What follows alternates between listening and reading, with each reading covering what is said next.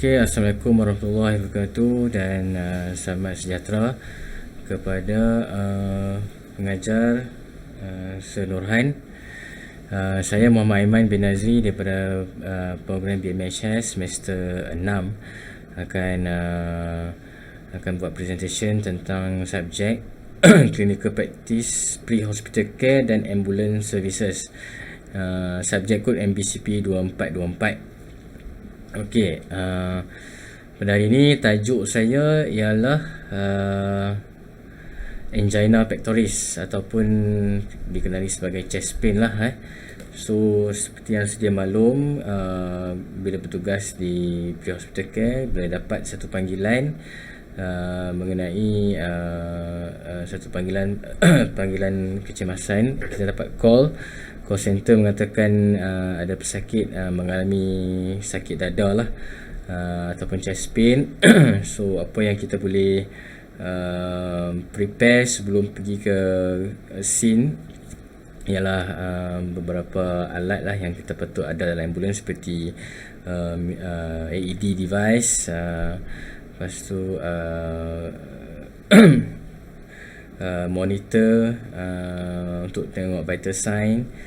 Lepas tu juga medication lah yang kita boleh prepare, seperti tablet GTN ataupun tablet aspirin. Dan juga kita juga boleh prepare untuk IV transfusion lah. Okey, angina pectoris ni ialah sejenis kesakitan pada dada lah. Terbahagi kepada stable angina dan juga unstable angina. Stable angina ni kita dapat klasifikasi dia merupakan chest pain yang squeezing ataupun menekan, pesakit terasa seperti tertekan berat di dada tapi dia dapat hilang dengan selepas berehat, kesakitan tu akan hilang. Berbanding juga unstable angina merupakan sama juga dia punya simptom kesakitan pada dada, squeezing chest pain, tekanan yang berat ataupun dull. Pesakit juga akan mengalami peluh dan sesak nafas. Dan unstable angina ni selalunya dia dapat dipulihkan apabila melalui medication lah. Kita bagi tablet GTN ataupun tablet aspirin. So kesakitan tu akan hilang dalam masa beberapa minit lah.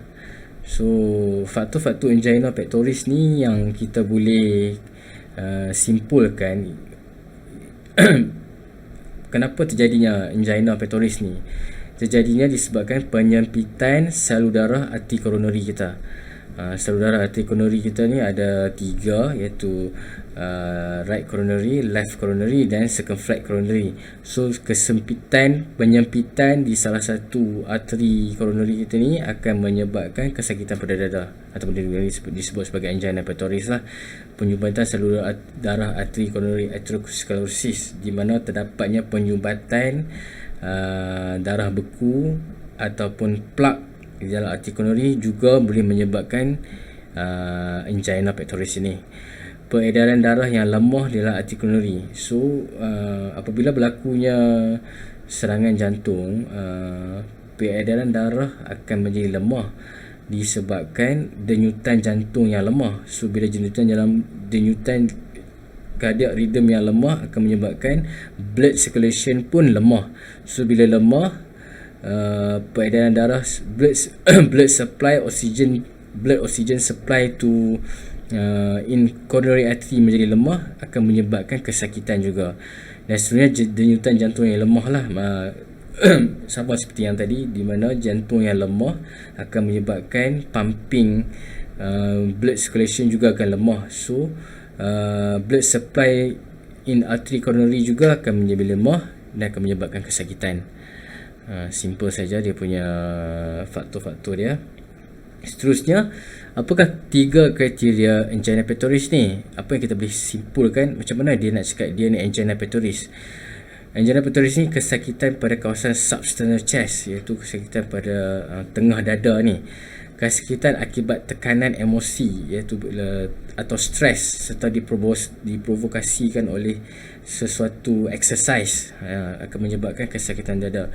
kesakitan yang dapat dihilangkan dengan bantuan GTN lah. So selalunya chest pain ni akan relief by medication seperti yang saya cakap tadi, iaitu dengan ubat GTN lah, sublingual GTN. Kita bagi pada pesakit 0.5 microgram. So within few minutes kesakitan tu akan relief dengan sendirinya lah.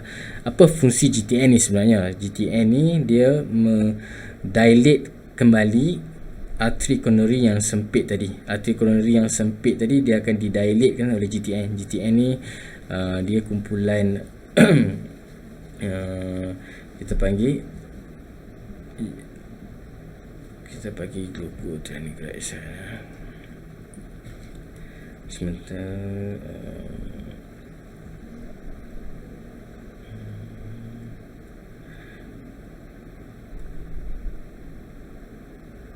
GTN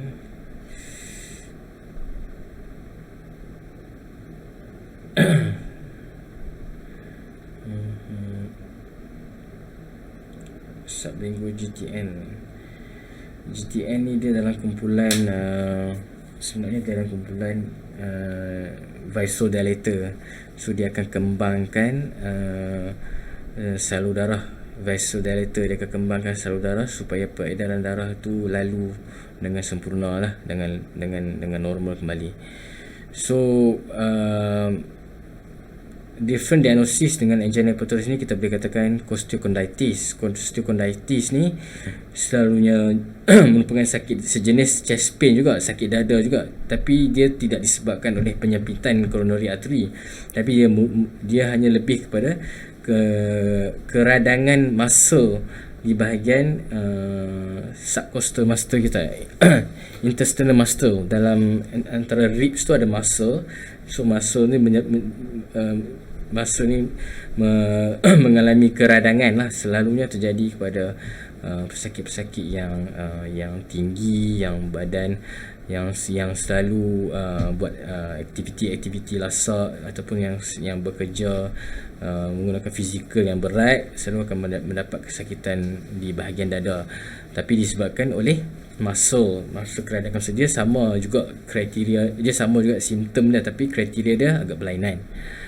So seterusnya simptom yang saya boleh bagi tahu tentang angina pectoris ni, rasa kesakitan yang tumpul ketat pada tengah dada. Seperti saya cakapkan tadi, seperti saya yang tegaskan tadi, dia rasa squeezing chest pain. Kadang-kadang terasa seperti sharp, mencucuk, dan sering terjadi kepada pesakit wanita lah. Kesakitan juga boleh merebak ke bahu, tangan dan juga bahagian dagu, belakang dan kawasan leher, iaitu di sekitar shoulder, back pain. Seperti mana yang kita ketahui, selalunya pesakit yang berumur lebih 40 tahun ke atas, kesakitan angina pectoris ni sampai dia punya can radiated sampai ke pinggang. So the whole abdomen tu dia akan rasa sakit. So kita boleh klasifikasikannya sebagai angina pectoris. Berpunca daripada tekanan dan stres. Maksud saya tekanan ni maksudnya tekanan emosi pun boleh, emotional distress, ataupun stres yang disebabkan exercise ataupun kerja disebabkan physical stress. So pesakit yang mempunyai pekerjaan yang agak berat, ataupun pesakit sedang melakukan aktiviti fizikal seperti jogging, exercise dan sebagainya, boleh juga menyebabkan simptom angina pectoris ni. Dan usually simptom-simptom ni akan hilang dalam masa beberapa minit atau selepas berehat. So faktor risiko yang kita boleh bagi tahu tentang angina pectoris ni, ya, terutama sekali ialah penghidap penyakit hypertension lah. Blood hypertension, penghidap tekanan darah tinggi sangat-sangat berisiko. Perokok juga merupakan salah satu golongan yang sangat berisiko untuk mengalami angina pectoris ni. Penghidap penyakit stroke, dia ada history of stroke ataupun semi hemiparesis yang menyebabkan dia lemah sebelah badan lah. Sejarah serangan jantung juga seringkali mengalami angina ni, di mana dia memang uh, pernah mengalami heart attack ataupun kita kata MI lah, myocardial infarct. So telah berlakunya penyempitan pada salur darah dia sebelum ni. So risiko dia untuk kembali sempit tu sangat tinggi. Sejarah pembedahan jantung bypass juga merupakan salah satu faktor risiko. Usually lepas bypass dalam 5 hingga 6 tahun, coronary artery yang vessel baru yang dibuat waktu pembedahan tu kadang-kala juga boleh mengalami penyempitan, dan disebabkan juga oleh faktor-faktor risiko lain lah. Sejarah angiogram atau stenting, so pesakit yang sudah menjalani prosedur angiogram dan stenting juga boleh mengalami angina pectoris. Lelaki berusia 40 tahun ke atas merupakan golongan-golongan yang juga berisiko untuk mengalami angina pectoris. So apa yang kita boleh tekankan dalam apa yang saya nak tekankan ialah rawatan di pre-hospital care. Apa yang kita boleh buat semasa pre-hospital care, mendapat kes di rumah dan di luar hospital lah. So apa yang saya nak bagi tahu di sini, setelah tiba di lokasi, kita pastikan dulu persekitaran selamat dan pesakit juga untuk pesakit dan juga perawat dengan mengalihkan pesakit ke tempat yang lapang dan berudara. So make sure patient tak duduk, ataupun patient yang mengalami chest pain, dia selalunya dia tak akan bergerak, dia akan duduk di satu tempat ataupun di dalam bilik atau di kawasan di toilet. So kita alihkan pesakit supaya berada di tempat yang lebih selamat ataupun lebih lapang. Bertanyakan kepada pesakit tentang tahap kesakitan beliau bermula dari 1 hingga 10. Tanyakan dia punya pain score kesakitan antara bermula 1 hingga 10. 1 hingga 5, 1 tidak sakit, 10 tu terlampau sakit lah. So bertanyakan tentang jangka masa kesakitan dan punca kesakitan yang dialami. Ini sangat penting bila kita tanya tentang berapa lama duration kesakitan yang dia alami, dan kesakitan tu berpunca daripada apa. Sebenarnya patient jatuh ke, ataupun patient sedang melakukan sesuatu aktiviti dan mengalami chest pain, sakit dada. So kita boleh tahu punca ke chest pain tu datang daripada mana. So seterusnya kita ambil vital sign pesakit, tekanan darah, SpO2, kadar oksigen, paras gula juga penting. Lihat juga tanda-tanda stroke seperti pergerakan mata ataupun percakapan verbal, sama ada patient mengalami stroke ataupun pernah mengalami stroke. Kita juga melihat di sudut pergerakan mulut atau percakapan dia.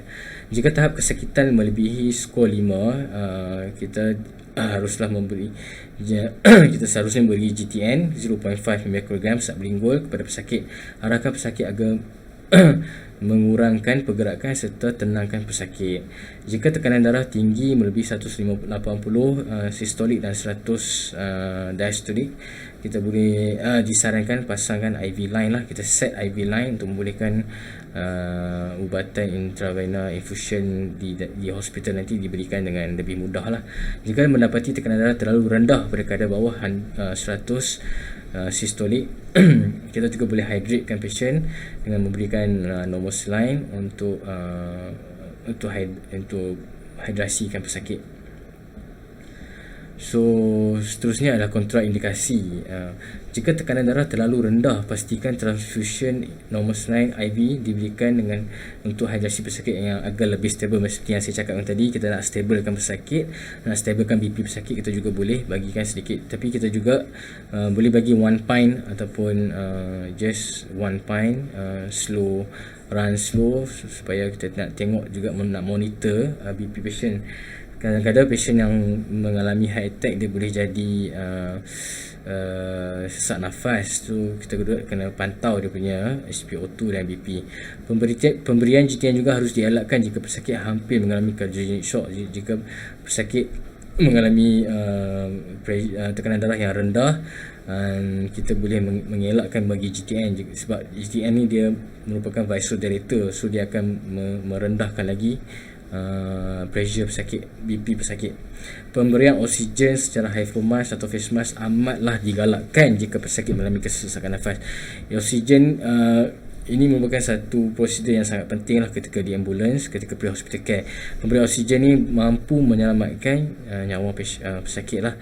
So mampu memberi timing line ataupun delay the time sebelum sampai ke hospital. So rawatan lengkap pre-hospital care yang kita boleh praktiskan, seperti yang saya cakapkan tadi lah, alihkan pesakit menggunakan stretcher. Kita haruslah mengurangkan segala pergerakan pesakit lah, complete rest in bed untuk dibawa ke dalam ambulans, tenangkan pesakit dan memberikan selimut serta memberi ucapan yang baik agar pesakit tenang. Tegakkan keadaan pesakit 45 degree lah supaya keadaan pesakit boleh bernafas dengan baik. Jika pesakit mengalami kesakitan yang kuat, berikan tablet GTN seperti yang saya cakapkan tadi, 0.5 mikrogram sublingual kepada pesakit. Berikan juga tablet aspirin 300 mg untuk memulihkan peredaran darah. Berikan bantuan oksigen melalui venture mask 6 hingga 8 liter. Set intravenous line untuk pemberian ubatan melalui transfusion IV ketika sampai di jabatan kecemasan nanti. Jika tekanan darah terlalu rendah, berikan IV nomor 0.5% sebagai hidrasi kepada pesakit. Jika tekanan darah terlalu tinggi, beri perhatian kepada tanda-tanda stroke seperti percakapan, verbal, pergerakan mata seperti wajah pesakit dan sebagainya, seperti yang saya cakapkan tadi. Jika pesakit menunjukkan tanda-tanda cardiogenic shock, pasangkan ECG chest lead atau AED pada pesakit untuk memantau ritma jantung.